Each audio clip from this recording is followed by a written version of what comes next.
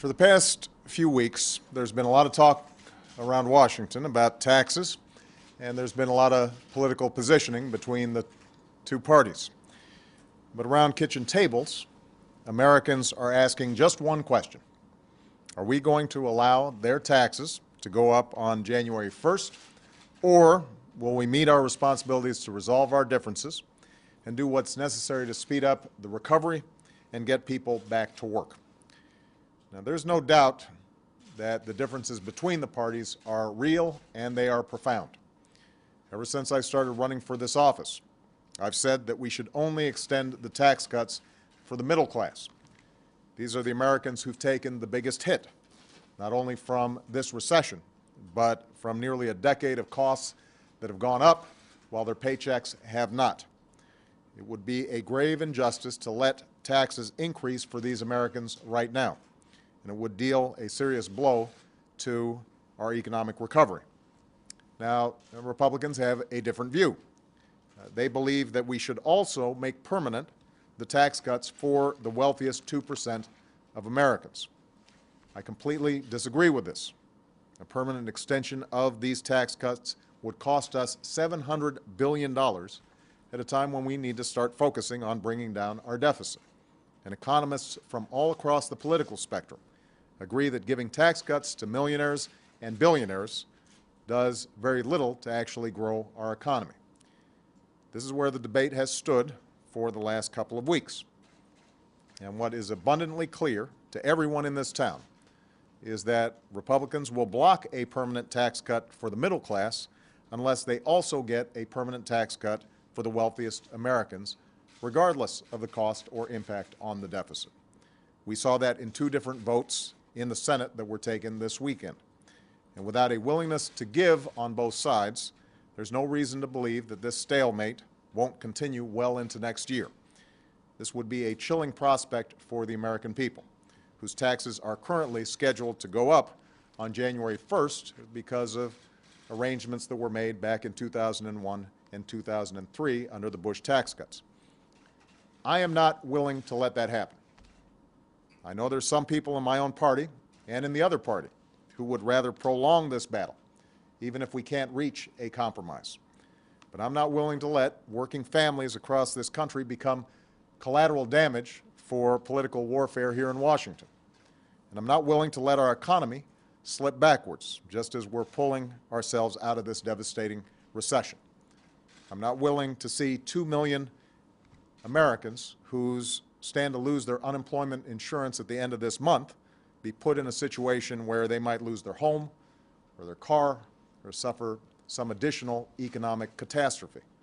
So sympathetic as I am to those who prefer a fight over compromise, as much as the political wisdom may dictate fighting over solving problems, it would be the wrong thing to do. The American people didn't send us here to wage symbolic battles or win symbolic victories. They would much rather have the comfort of knowing that when they open their first paycheck on January of 2011, it won't be smaller than it was before, all because Washington decided they preferred to have a fight and failed to act.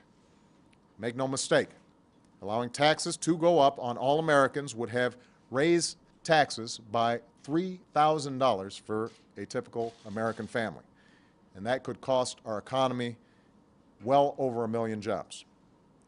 At the same time, I'm not about to add $700 billion to our deficit by allowing a permanent extension of the tax cuts for the wealthiest Americans. And I won't allow any extension of these tax cuts for the wealthy, even a temporary one, without also extending unemployment insurance for Americans who've lost their jobs or additional tax cuts for working families and small businesses.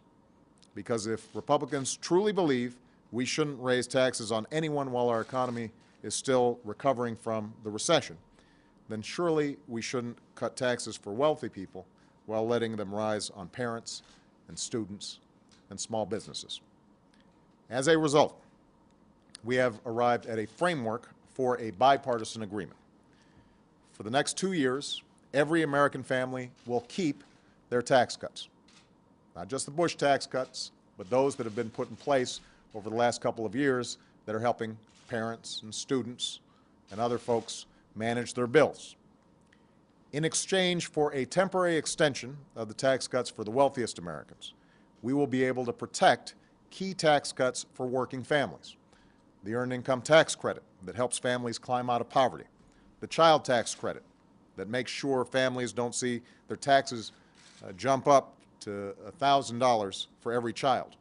And the American Opportunity Tax Credit that ensures over 8 million students and their families don't suddenly see the cost of college shooting up. These are the tax cuts for some of the folks who've been hit hardest by this recession. And it would be simply unacceptable if their taxes went up while everybody else's stayed the same. Now, under this agreement, unemployment insurance will also be extended for another 13 months, which will be welcome relief for 2 million Americans who are facing the prospect of having this lifeline yanked away from them right in the middle of the holiday season. This agreement would also mean a 2% employee payroll tax cut for workers next year, a tax cut that economists across the political spectrum agree is one of the most powerful things we can do to create jobs and boost economic growth. And we will provide incentives for businesses to invest and create jobs by allowing them to completely write off their investments next year. This is something identified back in September as a way to help American businesses create jobs. And thanks to this compromise, it's finally going to get done. In exchange, the Republicans have asked for more generous treatment of the estate tax than I think is wise or warranted. But we have insisted that that will be temporary. Now, I have no doubt that everyone will find something in this compromise that they don't like. In fact, there are things in here that I don't like, namely the extension of the tax cuts for the wealthiest Americans and the wealthiest estates. But these tax cuts will expire in 2 years, and I'm confident that as we make tough choices about bringing our deficit down, as I engage in a conversation with the American people about the hard choices we're going to have to make to secure our future and our children's future and our grandchildren's future, it will become apparent that we cannot afford to extend those tax cuts any longer. As for now, I believe this bipartisan plan is the right thing to do. It's the right thing to do for jobs. It's the right thing to do for the middle class. It is the right thing to do for business, and it's the right thing to do for our economy. It offers us an opportunity that we need to seize. It's not perfect, but this compromise is an essential step on the road to recovery. It will stop middle-class taxes from going up.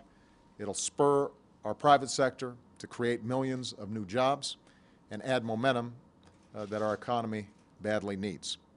Building on that momentum is what I'm focused on. It's what members of Congress should be focused on. And I'm looking forward to working with members of both parties in the coming days to see to it that we get this done before everyone leaves town for the holiday season. We cannot allow this moment to pass. And let me just end with this.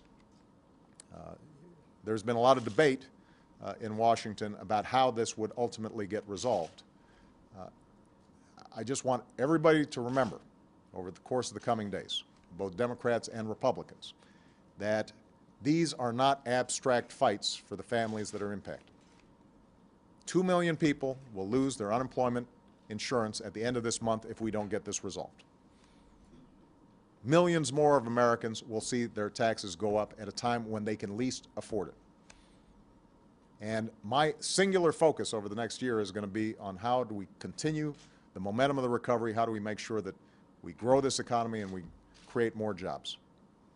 So we cannot play politics at a time when the American people are looking for us to solve problems. And so I look forward to engaging the House and the Senate, members of both parties, as well as the media in this debate, but I'm confident that this needs to get done, and I'm confident ultimately Congress is going to do the right thing. Thank you very much, everybody.